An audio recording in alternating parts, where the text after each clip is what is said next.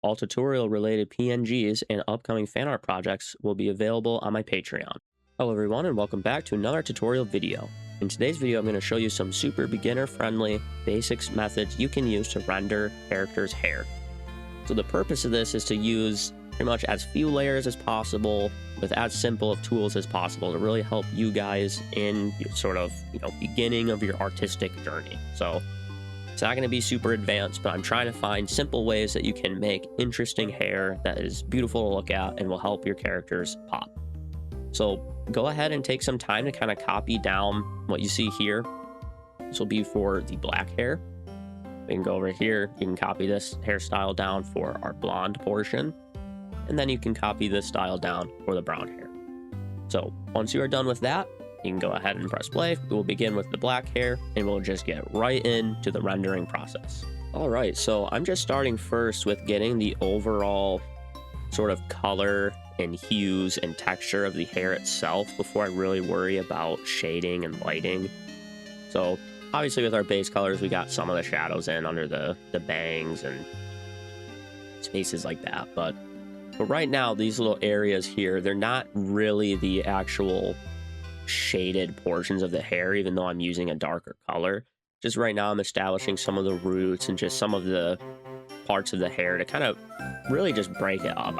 You really want to make it so that the hair is interesting to look at.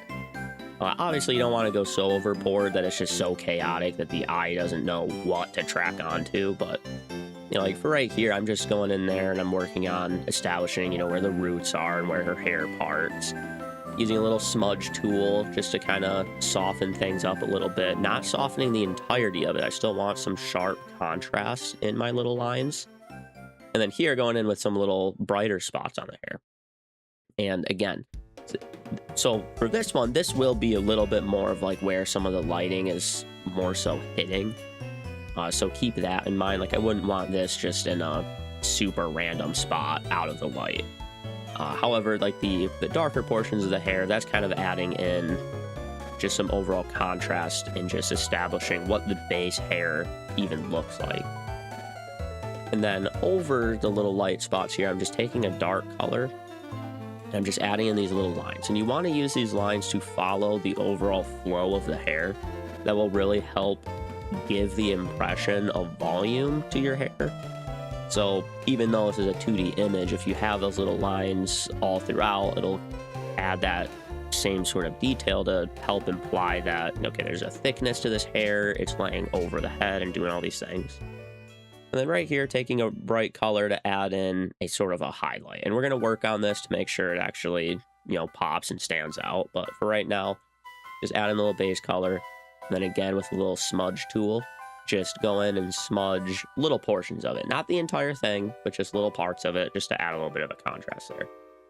And then I use a eraser to just kind of, a soft eraser, soften up the bottom of it. And now we can actually add in the shadows of the hair here. And I'm going for a very neutral sort of lighting in this, so there's not going to be, super technical things you got to do to get the lighting right here. So just really anywhere where the light is not going to be exposed, if you just have a, lamp kind of pointing at her, just go ahead and draw those in. So right here, the little ponytail at the base of it, under her bangs.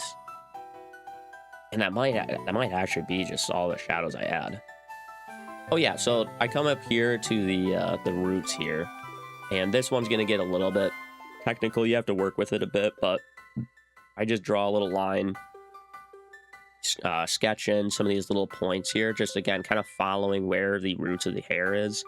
And then you'll go through with a smudge tool, kind of soften it up, and then even use your eraser tool to kind of further soften things up. You don't want it to be super sharp and just too glaring or anything.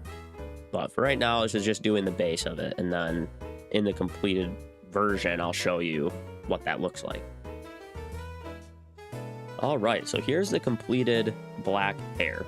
So in this one, again, I just like kind of adding a contrast between the actual color itself, so giving the base hair color an interesting enough color already. So not just going with one sort of muted shade, but adding in some little darker spots here little brighter spots, and just kind of blending so it's not as noticeable. We don't want just a super exaggerated contrast. We want to save that exaggerated contrast for areas like our highlight.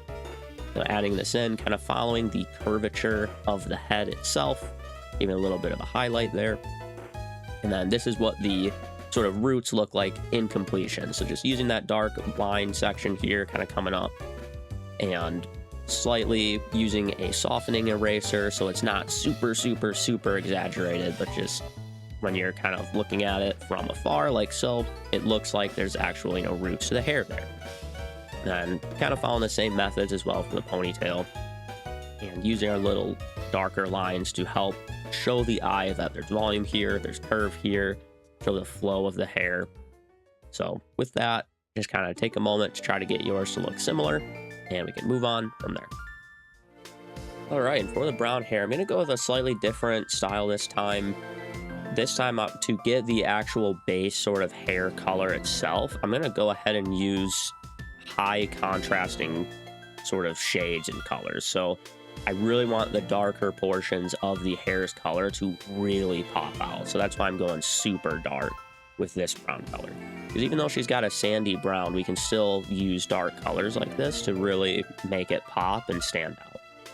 So just like in the previous one, I'm just kind of scratching in. I like using the hard shadow brush that Clip Studio Paint just comes with. So I have not modified it in any way, shape, or form.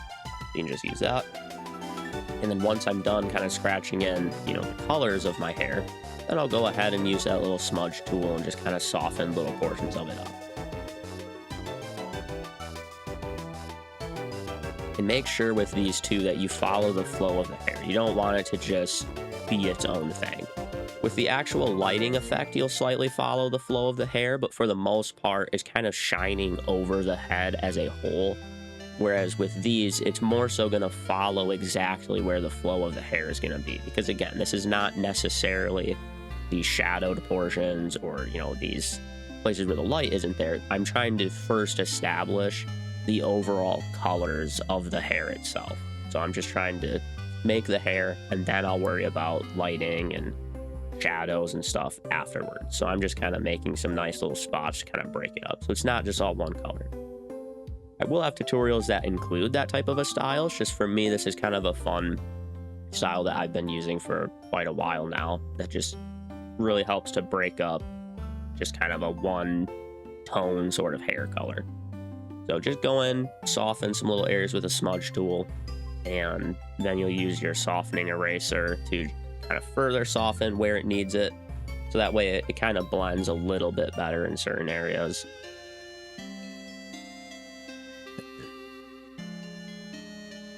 Like right there, I'm just kind of slightly softening it.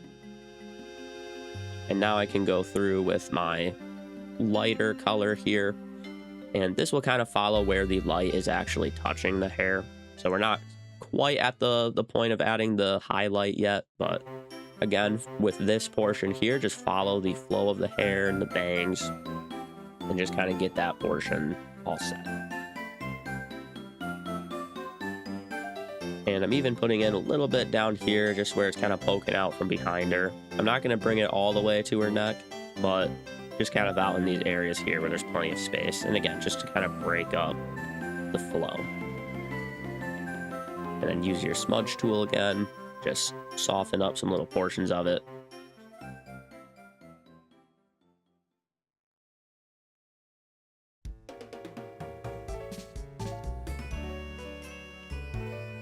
Now it's time for the actual highlight. So for this, I'm going to follow the angle of the head, but I'm not trying to follow like the flow of the hair, right?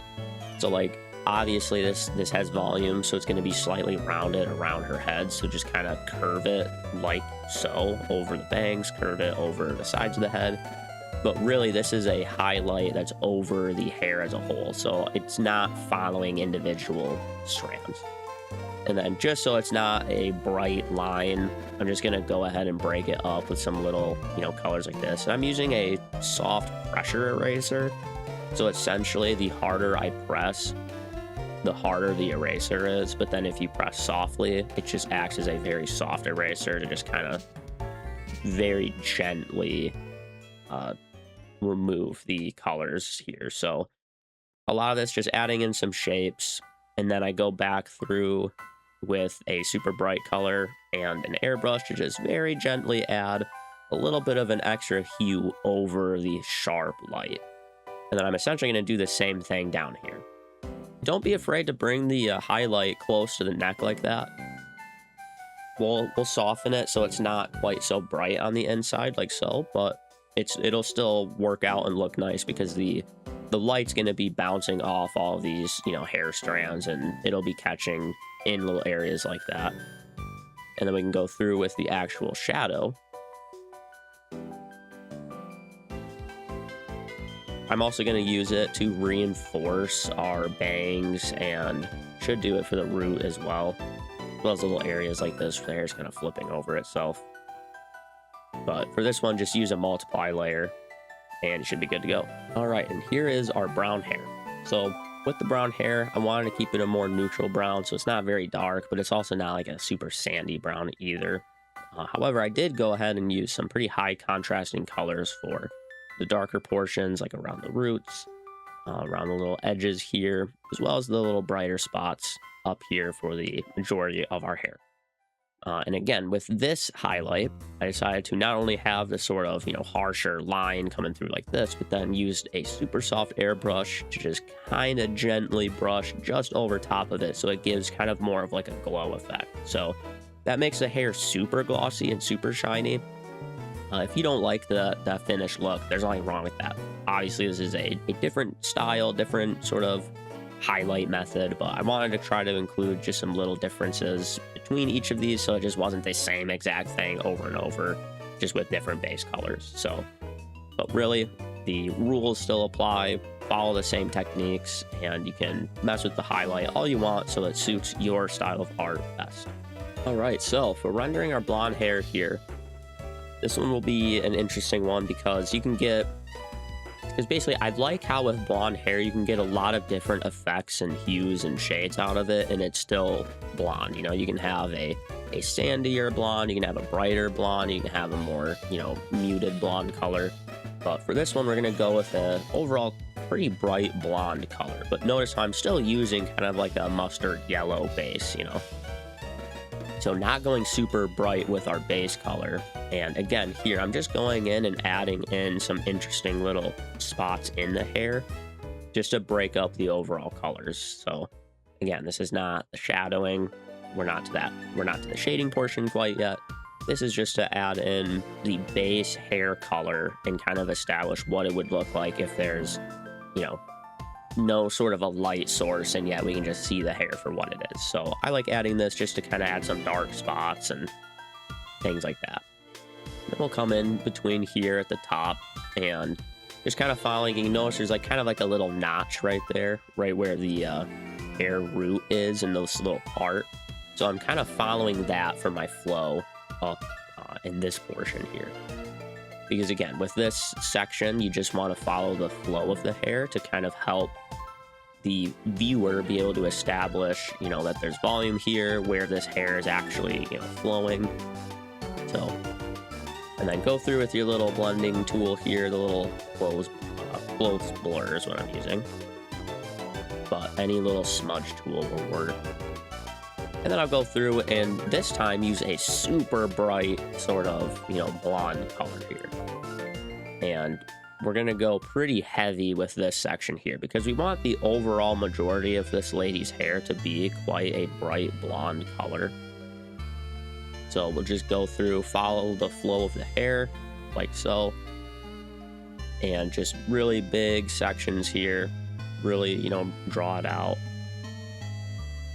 And you can bring this pretty much right up to the neck as well.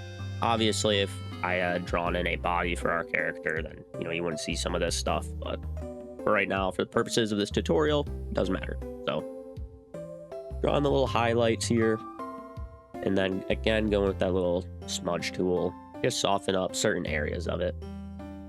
And for this, there's like no rule to it. It's just I like to smudge in some parts of it so it kind of blends and then leave others nice and sharp. And then again, just like in the black hair version, just go ahead with a dark color and draw these little tiny lines just all throughout. Follow the flow of the hair, and this really helps the eye to really catch the idea that there's volume, there's flow, and it does make a big difference compared to not having it. So I'm just going in and I'm adding these pretty much everywhere.